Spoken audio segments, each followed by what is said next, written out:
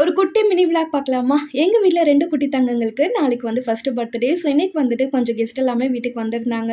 So எல்லாருக்குமே சேர்த்து இன்றைக்கி வந்து மஷ்ரூம் பிரியாணி வந்து பிளான் பண்ணியிருந்தேன். எங்கள் வீட்டில் சாட்டர்டே நாங்கள் நான்வெஜ் வந்து எடுத்துக்க மாட்டோம். ஸோ அதுக்காக இன்றைக்கி வந்து மஷ்ரூம் பிரியாணி வந்து ரெடி பண்ணியாச்சு. நாளைக்கு ஏதாச்சும் நான்வெஜ் வந்து பார்த்துக்கலாம் அப்படின்றதுக்காக. மாமா வந்துட்டு நான்வெஜ் சரியாக சாப்பிட மாட்டாங்க. இந்த மாதிரி மஷ்ரூம் புலாவ் இதெல்லாம் கூட ரொம்ப சாப்பிட மாட்டாங்க. ஸோ அவங்களுக்காக மட்டும் சாதம் வச்சுட்டு தயிர் வந்து ரெடி பண்ணியிருந்தேன். மஷ்ரூம் பிரியாணியிலே வந்து கொஞ்சமாக மீல் மேக்கர் போடலான்னு சொல்லிட்டு அதையுமே வந்து எடுத்து வச்சுருந்தேன். எங்கள் வீட்டில் வந்துட்டு 2 பேர் கூட எக்ஸ்ட்ரா வந்தாலே போதும் எனக்கு ஒரு பயம் வந்துடும். இன்றைக்கி வந்து நம்ம நல்லா சமைப்போமா இல்லையா ஏதாச்சும் சொதப்பிடுவோமா அப்படின்னு சொல்லிட்டு. ஆல்மோஸ்ட் இன்றைக்கி எல்லாமே ரொம்பவே நல்லா வந்திருந்தது. காலிஃப்ளவர் பக்கோடாவுமே போட்டிருந்தேன். கொஞ்சம் ஸ்வீட்காக மாங்காய் பச்சடி வந்து ரெடி பண்ணியிருந்தேன்.